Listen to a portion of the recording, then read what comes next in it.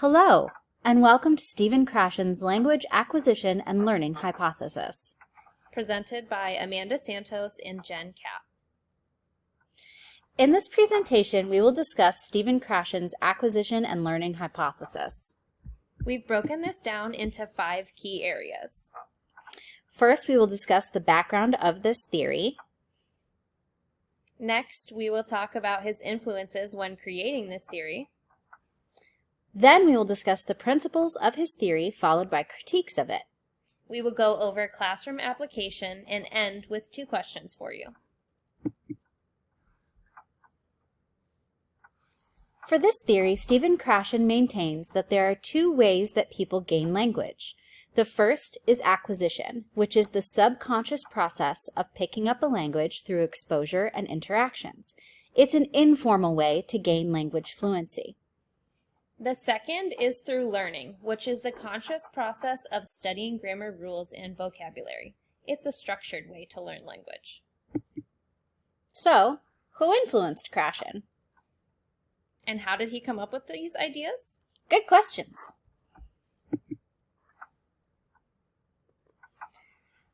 Krashen was influenced by the leaders in the field of linguistics and development at the time he was devising his theory.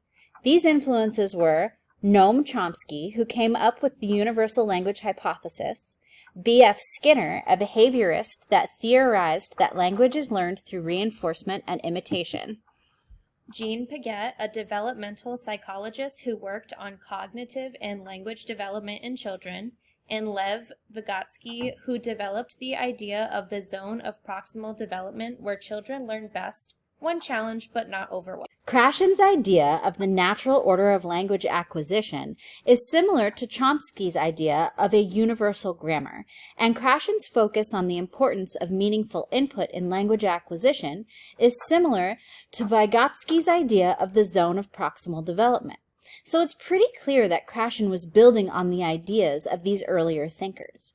Krashen himself has acknowledged the influence of these thinkers on his theory.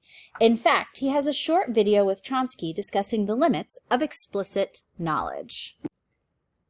Here's a short sound clip of Krashen acknowledging Chomsky's work in linguistics. And I must tell you how disappointed I was, how disappointed my colleagues were, because of our admiration for the grammatical systems that Chomsky and his colleagues came up with. But it certainly pushed us forward. We now know that it's certainly an implicit system. The similarities are overwhelming. We know that language acquisition at all ages runs on the same engine, which is basically comprehension of what you hear, what you read. It results in a predictable order of acquisition, and it's extremely difficult to apply conscious knowledge to language. It's nearly impossible.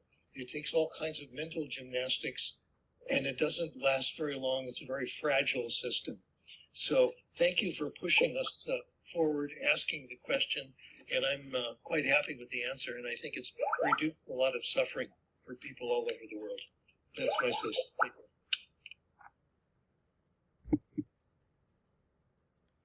The acquisition-learning distinction is one of the most fundamental of all the second language learning hypotheses. It states that we have 2 distinct and independent ways of developing competence in a second language: language acquisition and language learning. First, let's talk about language acquisition. Krashen hypothesizes that language acquisition is the subconscious process of picking up a language through exposure and interaction. The crux of this theory is that language features are acquired in a predictable way from simple to complex. Different language features, such as vocabulary and grammar, may be acquired at different rates, and some language features are easier to acquire than others. Furthermore, the more a word is encountered in a meaningful way, the more likely it is to be acquired. Krashen also argues that acquisition is more effective and leads to more natural language use. And finally, here are some quick notes from Krashen himself about language acquisition. We acquire language when we understand it. The result of that is being able to speak and write. Reading and writing are a result of language acquisition, not a cause. The second part of Krashen's hypothesis is language learning. Krashen hypothesizes that unlike language acquisition, language learning is a conscious process. It requires the studying of grammar rules and vocabulary. Learning is knowing about a language, such as knowing the rules of the language, being aware of said rules, and being able to talk about them. In other words, language learning is an explicitly taught process. Krashen believes that language acquisition is more effective and leads to a more natural language use, whereas learning is less efficient and leads to a more rigid and less fluent use of language. In other words, you'll pick up a language more easily if you listen and practice a lot rather than just reading grammar rules and vocabulary list. So, were there any critiques of Krashen's theory? Yes, of course.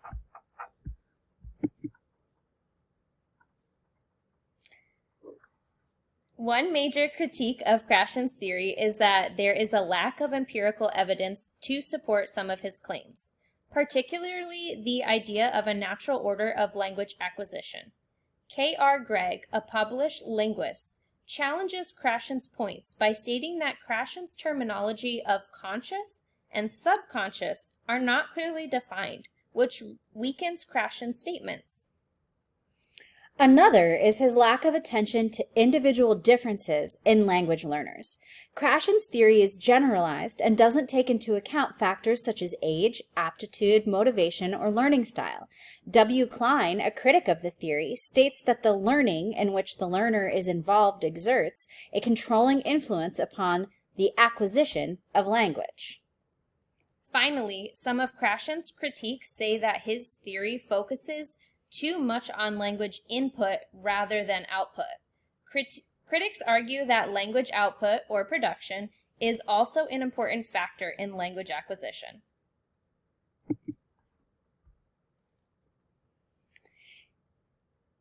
So how can you implement this in your classroom? You can implement this theory by emphasizing meaningful and comprehensible input, such as authentic materials like stories, songs, and videos. Create a comfortable and supportive learning environment where students feel motivated and relaxed. Use unique techniques like storytelling, role-playing, and group work to encourage students to use language in a communicative context. And finally, limit the amount of explicit grammar instruction, focusing instead on providing students with opportunities to use language in context. Here is something to consider. Good professional development for teachers should include language acquisition, especially first and second language acquisition and how they interrelate. So for example, if a student has very strong language skills in their first language, particularly literacy skills, that's going to have a direct impact on the ability to learn their second language and how quickly they will learn that. Also, if they've had an opportunity to study academically in their first language and then be able to use those concepts in the second language, English, that they're learning. So that's very important. And I find that once teachers understand language acquisition, they see language in their instruction and in their students' work, and they're always aware of it as they're going into their instruction. Before we end, here are 2 questions for you. For comprehension, how would you describe the differences between language learning and language acquisition? For feedback, did the critiques of this theory make it easier or more complex to understand? Finally, thank you for watching our video. Here is a list of our sources.